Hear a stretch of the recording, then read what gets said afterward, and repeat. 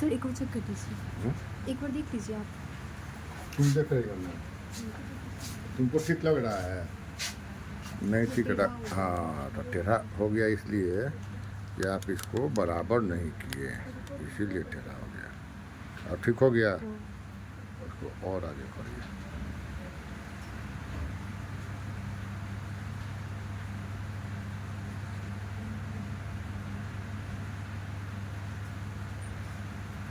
अब हो गया, ठीक है, रिकॉर्डेड है।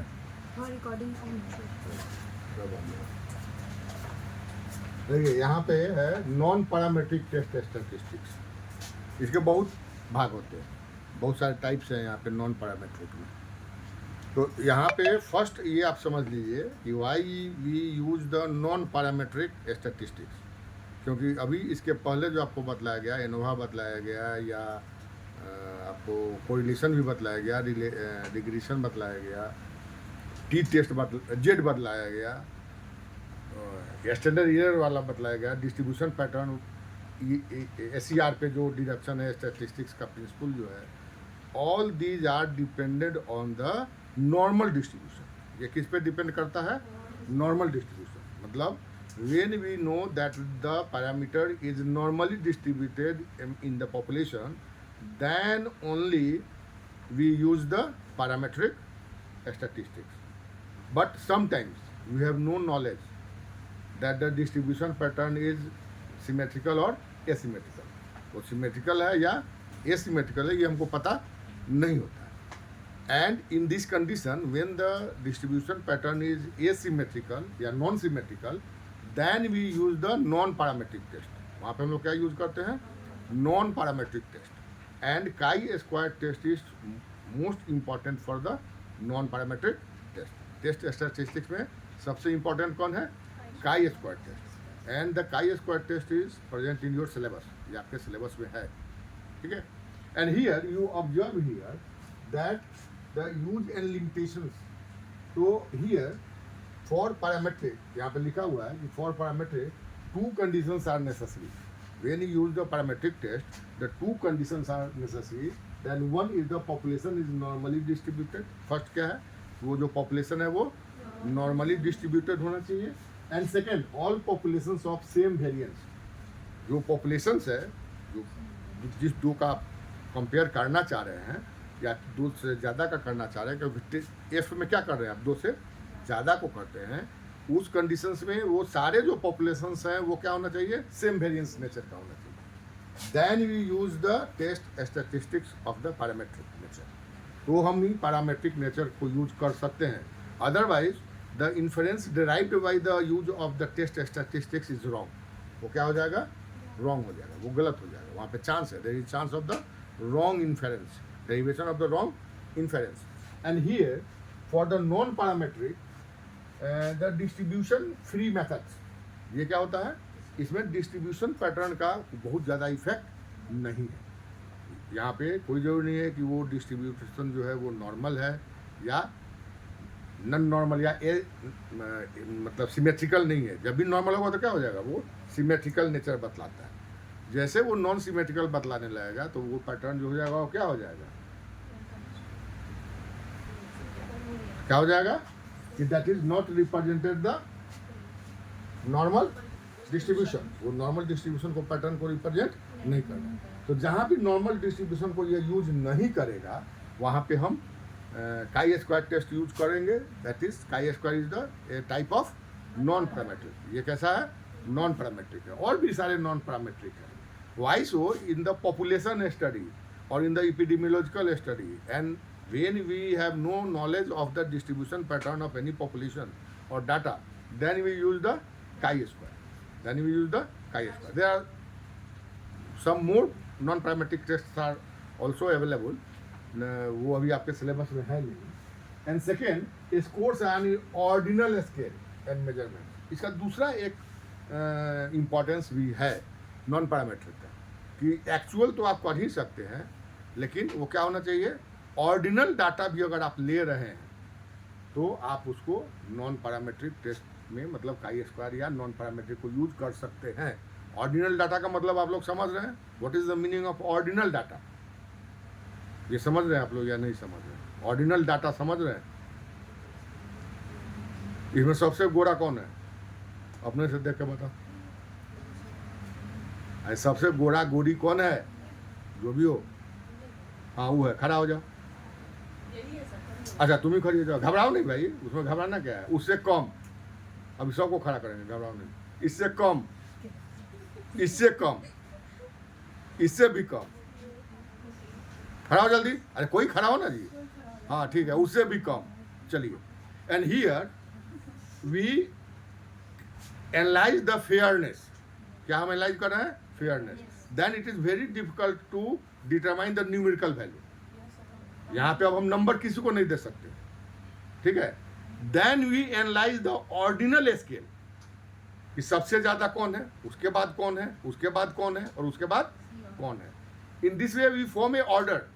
जो सबसे ज्यादा है उसको हम मान लीजिए कि 6-8 पॉइंट दे दिए, जो उससे कम है उसको हम 6 पॉइंट दे दिए, उससे कम है उसको 4 पॉइंट दे दिए, उसको जो कम है उसको हम 2 पॉइंट दे दिए। In this way we presented the numerical value. वहाँ पे हम क्या बदला रहे हैं? तो हम उसको एक न्यूमेरिकल वैल्यू दे रहे हैं। In this way we determine the ordinal data. इस ढंग से हम क्या बना लिए? एक ऑर्डिनल डाटा। तो इसका एक सिग्निफिकेंस क्या है कि अगर ऑर्डिनल डाटा है, ऑर्डिनल स्केल का डाटा है, तो उसको भी हम नॉन पैरामेट्रिक में यूज कर सकते हैं, ठीक है। But one limitation is here, यहाँ पे एक लिमिटेशन है।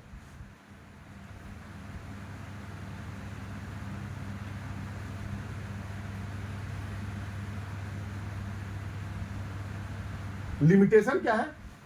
कि ये जो नंबर आना चाहिए, इसमें हम रेशियो को यूज नहीं कर सकते। जब भी यूज करना होगा तो एक्चुअल डाटा को यूज करना होगा। इसके हम रेशियो को यूज नहीं कर, मतलब रेस्पेक्टिवनेस में हम इसको यूज नहीं कर सकते। उसको हम मान लीजिए 1/4 है, क्या हो जाएगा? 0.25।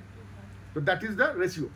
तो रेशियो स्केल अगर होगा तो उसको हम यहाँ पे यूज नहीं कर सकते। Now the suitable for data of normal scale, data collected in the form of ratios and frequency introduced by Karl Pearson, useful for both qualitative and quantitative analysis. ठीक है, यानी इसको हम क्वालिटेटिव में भी यूज कर सकते हैं और क्वांटिटेटिव में भी। जैसे अभी हम किए, अभी हम क्या किए? क्वालिटेटिव।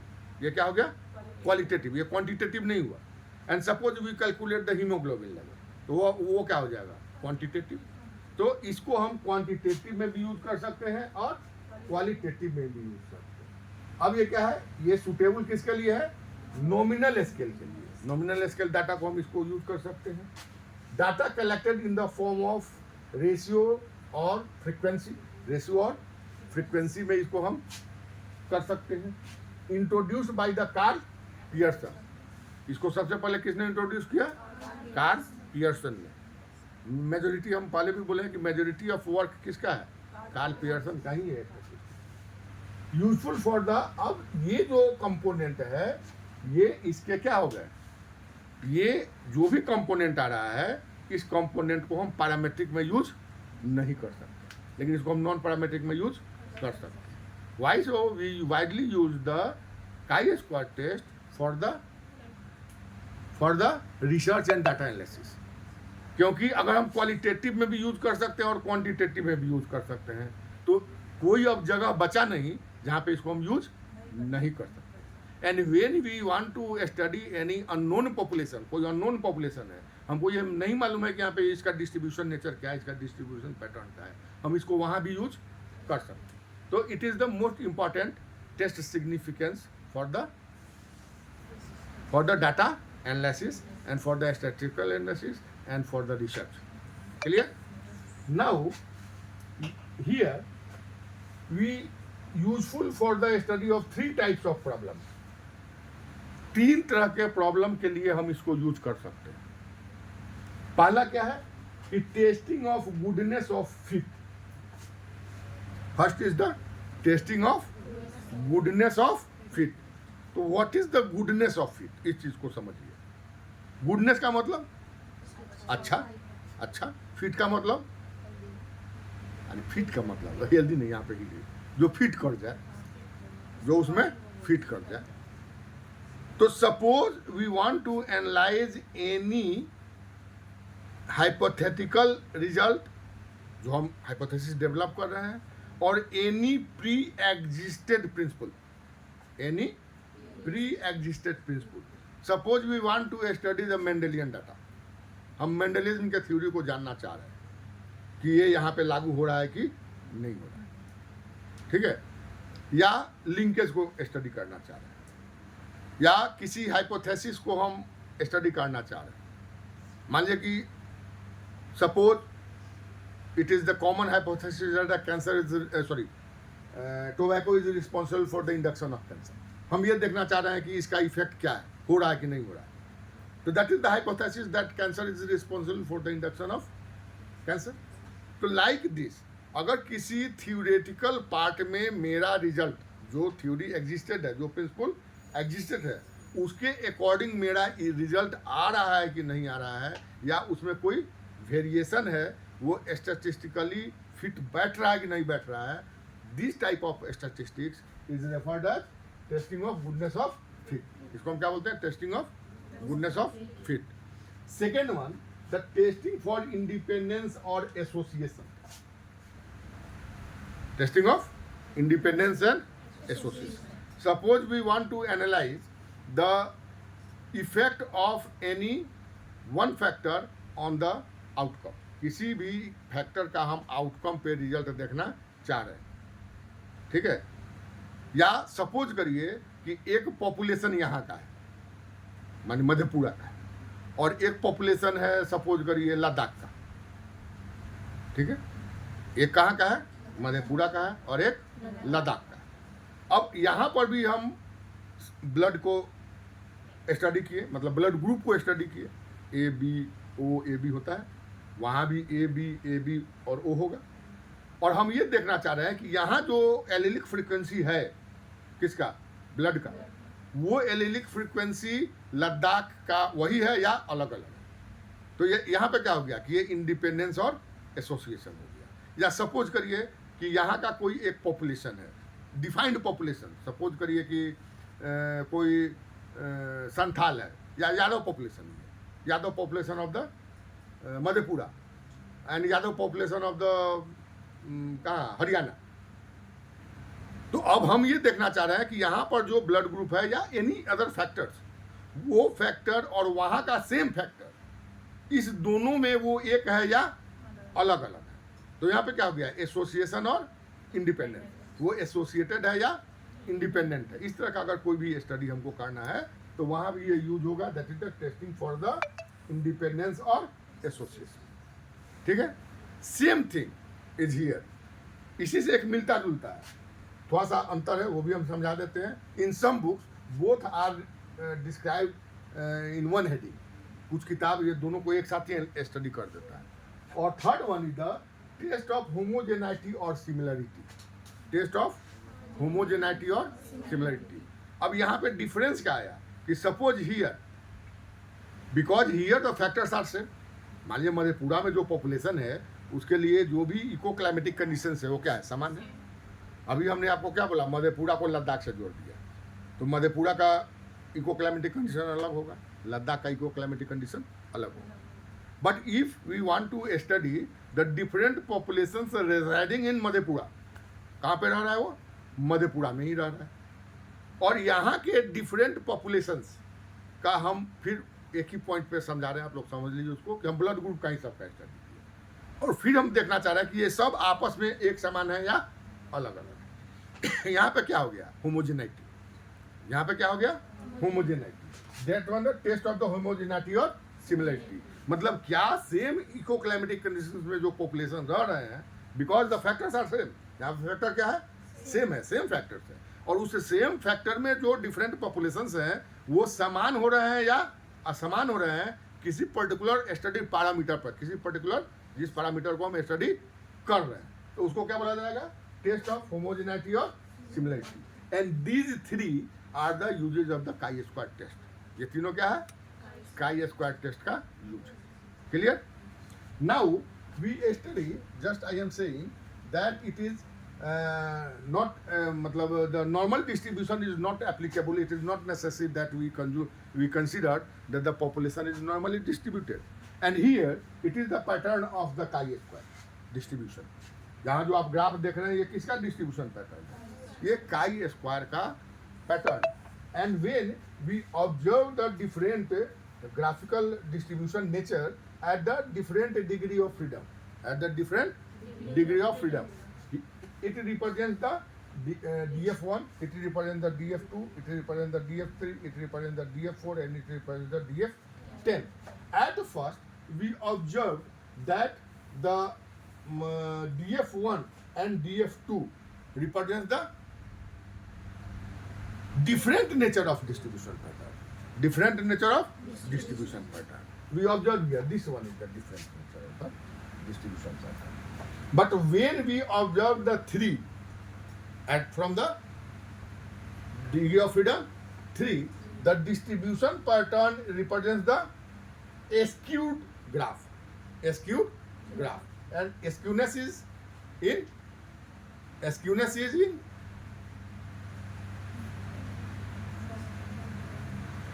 इधर है या इधर है?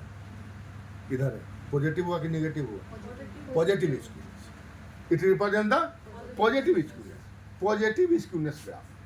And when the degree of freedom is increases consecutively, जैसे ही degree of freedom को आप आगे बढ़ाइएगा, the graph nature tends to normal.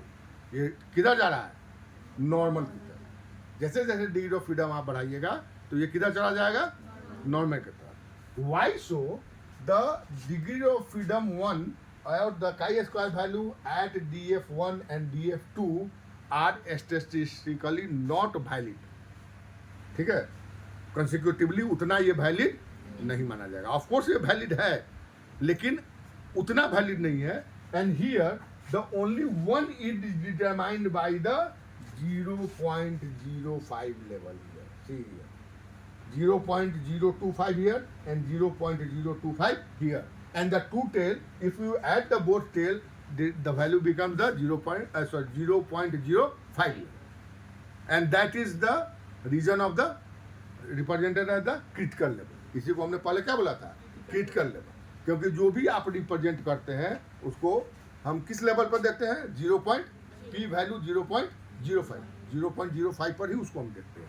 So that is the 0.025 here, and that is the 0.025 here. And likely, when we observed the df1 and df2, then the only one part here we represented the 0.025. 0.05. 1 inch, क्योंकि इधर नहीं आएगा ये. 1 पे तो आएगा ही नहीं. 2 से आ सकता है. 2 से आ सकता है, but 1 is not. Clear? So the pattern of distribution of in the chi-square distribution pattern and in the normal distribution pattern are different. ये जो है वो अलग अलग है. chi-square distributions क्या है? Normal distribution से अलग है. Clear? First, testing of goodness of fit. First क्या है? Testing of goodness of fit. And here the formula is same for all these things. We only determine the expected and observed value. The chi here, this letter is the chi. इसको हम क्या बोलते हैं? Chi. X मत बोल दीजिएगा या X लिख मत दीजिएगा. One arm is straight and one arm is curved. Chi को देखिए ध्यान से. इसके एक आर्म क्या है? Straight है और एक आर्म क्या है? Curve है. That is the chi. It is not X. ठीक है? That chi square value is the observed minus expected square by expected. Summation of the observed minus expected square divided by expected. That value is represented the value of the chi. ये value क्या हो जाएगा? Chi का value. Now the chi square बराबर summation I1 to k. I1 to k means all groups from I माने पहले से लेके 10वें 8वें दूसरे चौथे 5वें जो भी है टोटल ग्रुप का क्या observe minus expected. Sometimes in some books observed minus expected is represented by D, that is the deviation. Because here we square it, इसको हम क्या कर रहे हैं, स्क्वायर कर रहे हैं. So there is no meaning of the algebraic sign. Observe को पहले लिखिए या एक्सपेक्टेड को पहले लिखिए, उससे कोई मतलब नहीं है. वो वैल्यू प्लस में आ रहा है या माइनस में आ रहा है, उससे भी कोई मतलब नहीं है. Because when we square sign एक ही हो जाएगा. माइनस को भी स्क्वायर करिएगा तो वो क्या हो जाएगा, प्लस हो जाएगा. So in some books it is represented in the form of D, and that d represented the deviation between the observed and expected. Deviation between the observed and expected, and divided by expected. That value is represented the chi-square test. और आपका जो first year में जो Mendel का हम बीड वाला बतलाए थे, उसमें इसको हम बतलाए थे. आप लोग को याद होगा तो याद करिए, ठीक है. And now the population from which samples is collected follow the theoretical distribution. ये क्या करता है, theoretical distribution को represent करता है. The maximum value provides the condition for the rejection, the minimum value approaches the H naught. यहाँ भी वही बात होगा, H naught और H A, H naught and H A. H if we suppose H naught, that is the null hypothesis, is considered as the, यहाँ पे क्या consider होगा, नहीं, what part is approved, what fact is approved. If H naught is approved, that means your experimental results follow the theoretical principle. Your experimental result follow the theoretical principle. Theoretical principle को वो क्या कर रहा है, accept कर रहा है, ठीक है. एंड इसका उल्टा क्या हो जाएगा, alternate, that the experimental results does not follow the theoretical value. That is the H0 and HA. Clear. And when the theoretical value deviated more and more, मतलब chi value deviated more and more, माने ज्यादा अगर आने लगा, it represents the null hypothesis is not approved, ये accept नहीं होने जा रहा है. और वो जितना कम होगा उतना ही चांस है उसको क्या, एक्सेप्ट होने का. वही बात यहाँ पे लिखा हुआ है. The maximum value provide the conditions for the rejection of, and the minimum value approve the experiment. अगर कम से कम वैल्यू आएगा तो ज़्यादा चांस है कि वो अप्रूव होगा, और अगर ज़्यादा से ज़्यादा आएगा तो क्या होगा, रिजेक्शन में. And for the acceptance and rejection of the H naught, we use the chi-square table. क्या यूज करते हैं हम, chi-square table.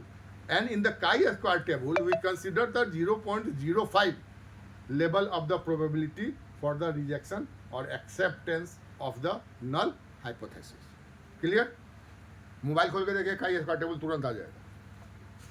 Fourth one, degree of freedom. Here, the degree of freedom is represented that k minus 1, k मतलब जितने group हैं उसमें से एक घटा दे तो वो क्या हो जाएगा, degree of freedom. And suppose मान लीजिए कि हम आपको बोल रहे हैं कि मोनोहाइब्रिड क्रॉस ऑफ मेंडल, यहाँ पे k क्या हो जाएगा,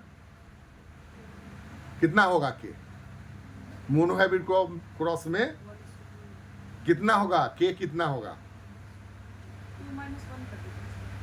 k 2 हुआ ना, 2 बताओ ना, हम पूछ रहे हैं 2 के कितना होगा, तुम बोले 2 - 1.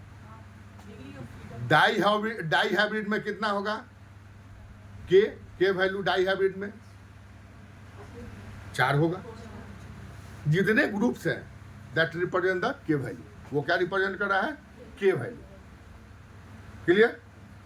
बट द सेम पैटर्न, एक चीज हम यहाँ पे बतला दें, आगे पढ़िएगा, अभी उसकी आवश्यकता नहीं है, कि if use the multiple allele, अगर आप मल्टीपुल एलील को यूज करते हैं तो this principle is not applicable. वहाँ पे थोड़ा सा अंतर आता है. अगर आप मल्टीपुल एलील को करते हैं तो वहाँ पे क्या हो जाएगा, थोड़ा सा अंतर आएगा, ठीक है. फिर वो जब हम आएगा तब बतला दें. नाउ जैसे कि सपोज कि ब्लड ग्रुप में है, ब्लड ग्रुप में कितने हैं, 3 एलील्स हैं, एक ए का है, एक बी का है, एक ओ का है, जिसको PQR आप बोलते हैं. तो यहाँ पे 3 है, तो 3 - 1 हो जाना चाहिए, तो 2 हो जाना चाहिए, तो हो जाएगा गड़बड़.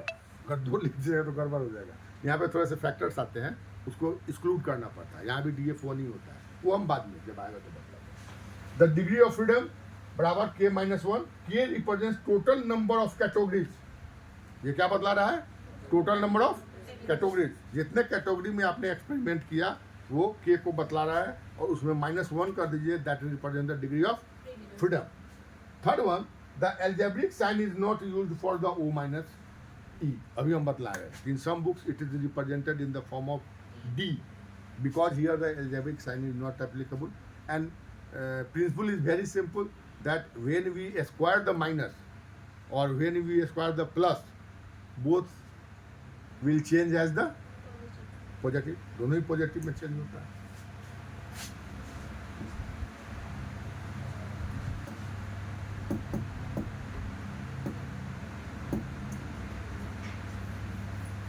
इसको क्या हो जाता है? हमेशा यही बदमाशी करता है, ये बता।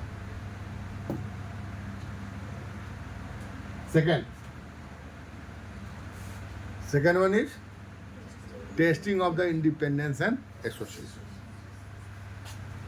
Testing of the independence and association, here we calculate it in the form of row and column. In the form of row and column, इसको रो एंड कॉलम के रूप में हम सजाते हैं, ठीक है। And here in the row at first we write the observed value. हम क्या लिखते हैं? Observed value.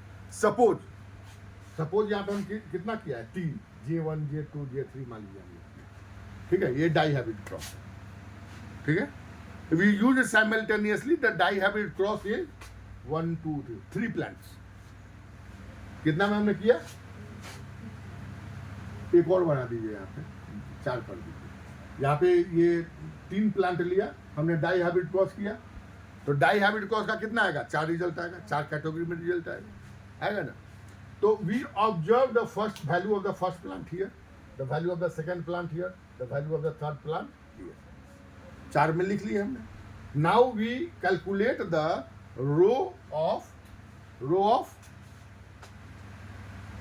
Observe value. Row of observe value हमको क्या मिल गया? Row of observe value. We obtain the row of observe value. Then next part is the expected value. Then here when we use the Mendelian principle in one plant, then it is very easy to calculate all these things by the ratio of 9:3:3:1. But here the 4 plants are present, and we observed that all these 3 plants here, and we considered that all these 3 have the Mendelian principle. ये Mendelian principle को follow कर रहा है। For example, दूसरा भी हो सकता है, हम समझने के लिए बता रहे हैं। And here we calculated the value, that means the numbers which we observed varied from one to another category। ऐसा तो नहीं कि सबका एक ही नंबर आ जाएगा, सबका वैल्यू अलग अलग आएगा, ठीक है। और तो अब यहाँ पे सबका जो एक्सपेक्टेड वैल्यू है, हमको देखना कि ये इंडिपेंडेंट है या एसोसिएटेड है। हमको क्या देखना है? ये इंडिपेंडेंट है या एसोसिएटेड है, ठीक है। अब यहाँ के एक्सपेक्टेड को हमको डिटरमाइन करना होगा। Now we calculate the total columns and total row. At first you calculate the total column. Total column is here, total 1, first total, second total, third total. Column first here, second here, third here, and fourth here. Then we calculated the observed value by column total into row total divided by total. Expected value, row total, column total बराबर total. Clear? Here writing here, expected value is calculated by row total, column total divided by total. Total means grand total here. That is the grand total. And in this way we calculate the expected value of each cell. यहाँ पे different cell बन जाएगा, cell बनेगा ना, इसका अलग cell होगा, इसका अलग cell होगा, इसका अलग cell होगा, चौथा होगा तो उसका अलग cell होगा। तो each cell we observe the expected value of each cell. Now we have information for the expected and we have information for the observed. Then we again use the same formula, observed minus expected square divided by expected, and then we calculated the chi-square value. And here, when we observe the chi-square value, then we obtain the probability level, level of the probability from the chi-distribution table. And after the obtaining of the chi-distribution table, the H0 represents that the frequencies found in row are independent for frequency found in the column. That is here. It is in the important, because in the goodness of it, the lower value suggested that the lower value of the chi-square represented that your expected result is as per the principle on which the experimental will be tested. जो हम test कर रहे हैं उसके समान ही result आया. यहाँ पे ये क्या बोल रहा है कि the H0 represents that the frequency found in row are independent for the frequency found in the column. यहाँ पे उसके समान नहीं बोल रहा है, ये उल्टा कुछ बोल रहा है. ये बोल रहा है कि if the H0 is approved, that means if the value of the chi-square is less than the 0.05, it means H0 is approved. That represents the H0 is approved, and that approval of the H0 represented that they are independent. वहाँ पे क्या बोल रहा था कि principal के समान है, यहाँ पे क्या बोल रहा है, अलग अलग है. अब क्लियर हुआ? तो now it is represented as the independent and association test, and for the degree of freedom, because it is necessary to calculate the degree of freedom. Without the degree of freedom, it is not possible that to analyze the acceptance and rejection level. And the degree of freedom is calculated by column minus 1 multiplied by row minus 1. And here that means the column is 3, that is 3 minus 1, that is 2, and row minus 1, row 4 minus 1, that is 3. Then in this condition, or which we are discussing in the form of example here, the degree of freedom is 3 multiplied by 2, that is the 6. Clear? In this way, we study the second use of the chi-square test is the testing for the independence or association. Clear? कोई दिक्कत नहीं.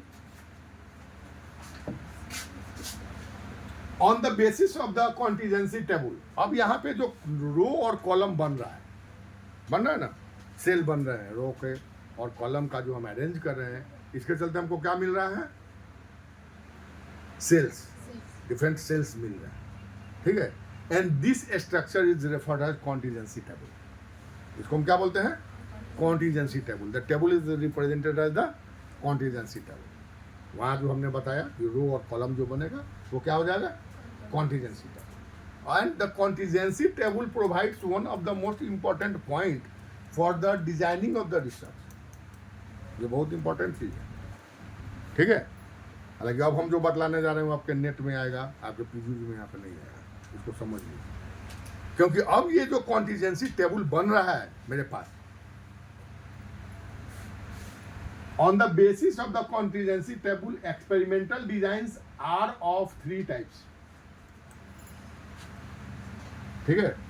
जहां जहां भी experimental designing आता है हम आपको बतला देते हैं. एफ टेस्ट में भी हमने आपको एक्सपेरिमेंटल डिजाइनिंग बतलाया था. ठीक है. क्योंकि आपके यूनिट 2 में है ये एक्सपेरिमेंटल डिजाइनिंग. कहाँ पे है, 2 में. तो 2 में तो बेसिक है, उसके डिफरेंट नेचर अलग अलग आते हैं. तो here on the basis of the contingency table, the experimental designings are of 3 types. ये कितने तरह के हैं, 3 तरह के होते हैं. कॉन्टिजेंसी टेबल दिमाग में बैठ गया है, क्लियर, दिमाग में बैठाइए. रो है ऐसे, ऐसे कॉलम. अब आपको कॉलम ऐसे है और रो ऐसे. अब यहाँ पे जो आप ऐसे ऐसे उसको समझिए कि हम उसको डिमार्केशन कर रहे हैं, तो हर एक अपना एक एक सेल बतला रहा है। उसके साथ साथ क्या हो रहा है कि रो टोटल का एक कॉलम बन रहा है, कॉलम टोटल का एक कॉलम बन रहा है नीचे लास्ट में जाके, और दोनों को मिला के क्या बन रहा है, ग्रैंड टोटल। ठीक है, अब आपको रिसर्च डिजाइनिंग समझ में आ जाएगा। ये क्या है कि on the basis of the contingency table experimental designs are of 3 types. The division also is also accepted by Pearson, Kendall and Stewart and Yates। ये तीनों all these जो भी आप नाम यहाँ पे तीनों लिखा हुआ है, ये तीनों नाम अपने आप में एक एक ग्रेट वर्कर्स हैं स्टैटिस्टिक्स के या बायो स्टैटिस्टिक्स। तो दिस डिस्ट्रीब्यूशन जो यहाँ पे बताया जा रहा है research designing are accepted by all this 3 groups. ये तीनों ने इसको एक्सेप्ट किया, ठीक है, तीनों के द्वारा एक्सेप्टेड। तो फर्स्ट जो बोला गया वो बोला गया double dichotomy. Double dichotomy, DOUBLEDICHO, dichotomy, double dichotomy. अब ये बोल कर रहा है कि total number of samples, because हमने आपको बार बार बोला है, पहले भी बोला है कि in the research most important fact और most important point to avoid the biasness during the designing of experiment. आपके दिमाग में बायसनेस नहीं होना चाहिए, ठीक है। ऐसा नहीं कि पहले से आपको मालूम हो कि मेरा रिसर्च का रिजल्ट क्या आएगा। होता है, यहाँ पे होता है वही, किसी समय आप थीसिस जमा करें उसमें मालूम है कि आपको मेरा रिजल्ट क्या आएगा। सिनॉप्सिस पढ़िएगा तो पता चलेगा वो रिजल्ट भी लिख दिया। तो यहाँ पे क्या है कि डबल डाइकोटोमी का मतलब हुआ कि the total number of samples is fixed at the start of the experiment। total number मतलब total मिला के। thereafter data is collected and frequency is calculated for the each cell। मतलब total मतलब grand total, total का मतलब grand total। and how we determine the sample size, ये हम बतला चुके हैं, अब क्लास हो चुकी है इस पे कि हम सैंपल साइज कैसे डिटरमाइन करेंगे। तो eight first you determine the sample size. सबसे पहले आप उसको क्या डिटरमाइन करेंगे, सैंपल साइज। अब सैंपल साइज डिटरमाइन करने के बाद एक पॉपुलेशन है, 2 पॉपुलेशन है, 3 पॉपुलेशन है, हर पॉपुलेशन का जब सैंपल साइज आप डिटरमाइन किए तो टोटल जो डिफरेंट फॉर्म्स है, पहला का कितना सैंपल नंबर हुआ, दूसरे का कितना हुआ, तीसरे का कितना हुआ, आपको मिल गया। तो that should be determined initially in the designing of experiment. उसको आप एक्सपेरिमेंट डिजाइन कर ले और there after you divided the different columns. उसके बाद बतलाइए on the basis of the, अगर स्ट्रेटिफाइड है तो स्ट्रेटिफाइड के अनुसार, अगर वो सिंपल रैंडम है तो रैंडम के अनुसार कि किस सेल में कितने आपने पर्सन्स को इन्वेस्टिगेट किया या उसका डाटा कलेक्ट किया। That forms is referred as the double dichotomy. और उसके बाद उसका आप फ्रीक्वेंसी वगैरह कैलकुलेट करिए या जो भी आपको कैलकुलेट करना है करिए। तो that is the expected and observe वहाँ पे डेटा करिए। Second word comparative trial. Second क्या है, कॉम्परेटिव ट्रायल है। यहाँ पे अंतर क्या आ गया कि total row and total column are fixed before work.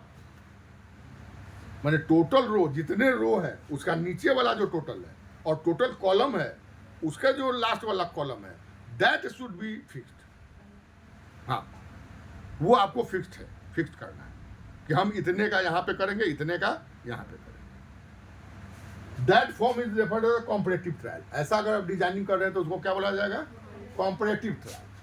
And total row and total column are fixed before work, काम करने शुरू करने के पहले। दैट मीन्स द सैंपल, ये बायसनेस का फर्स्ट प्रिंसिपल है कि योर नंबर ऑफ सैंपल और पॉपुलेशन और पार्ट ऑफ द सैंपल्स, अगर वो स्ट्रेटिफाइड है तो पार्ट किसमें आप कितना लीजिएगा, should be determine before the initiation of the work. ऐसा नहीं कि काम करने के समय नंबर हम डिटरमाइन कर रहे हैं, वो आपको पहले डिटरमाइन होना चाहिए कि हमको इतना पॉपुलेशन लेना है। और जब भी आप रिसर्च प्रपोजल प्रेजेंट करते हैं तो वो नंबर आपको बतलाना पड़ता है। ठीक है कि during the work it is freedom to your number में भी इंक्रीज बाई 5% और decrease by 5%, that is another thing. लेकिन आपको वो बतलाना पड़ता है कि मैं इतने का लूंगा, इतने पॉपुलेशन का मैं कैलकुलेट करूंगा या इतने कंपोनेंट का मैं स्टडी करूंगा, वो बदलाना पड़ेगा। तो यहाँ पे क्या बोल रहा है कि total row and total columns are fixed, अंतर समझ में आ गया। वहाँ पे टोटल ग्रैंड टोटल फिक्स हो रहा था, यहाँ पे क्या है, total row and total column fix हो रहा है। Before work and data are collected randomly from the population, ठीक है, रेंडमली फिर आप डाटा को कलेक्ट करिए। Null hypothesis presents that there is no difference between the population. Null hypothesis क्या बोलता है कि कोई पॉपुलेशन में डिफरेंस नहीं है, that is the goodness of it, like the goodness of fit. Third one, fixed margin comparative trial. तीसरा क्या है, फिक्स्ड मार्जिन कॉम्परेटिव ट्रायल। यहाँ पे खुद बोल रहा है कि फिक्स्ड मार्जिन, फिक्स्ड मार्जिन में क्या हो गया, both the total of the row and total of the columns are fixed. दोनों, टोटल रो भी फिक्स है और टोटल, यहाँ पे क्या था कॉम्परेटिव में, रो एंड कॉलम फिक्स था, माने आइदर रो फिक्स था और कॉलम फिक्स था। यहाँ पे क्या है, दोनों फिक्स है। तो पहले वाला को क्या बोले, डबल डेक्टोमी, जिसमें टोटल फिक्स था, रो या कॉलम फिक्स था, तब हम क्या बोल रहे हैं, कॉम्परेटिव ट्रायल। और दोनों फिक्स है, बोथ ये रो एंड कॉलम, तब उसको हम क्या बोल रहे हैं, फिक्स मार्जिन कॉम्परेटिव ट्रायल।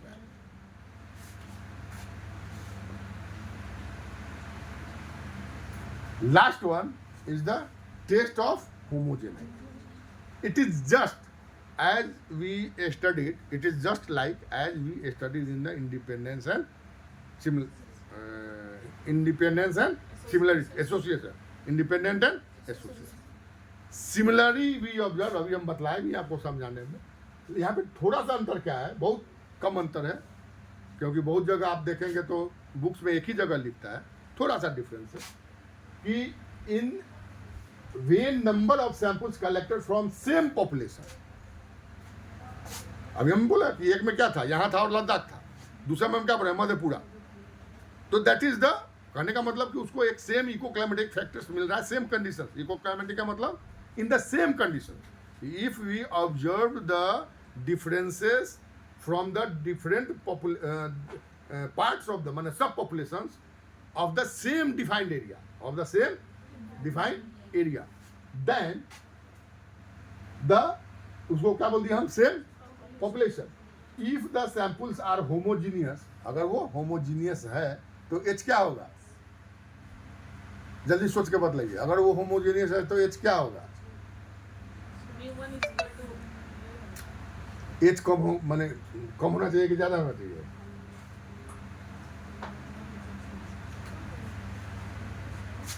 कम होना चाहिए।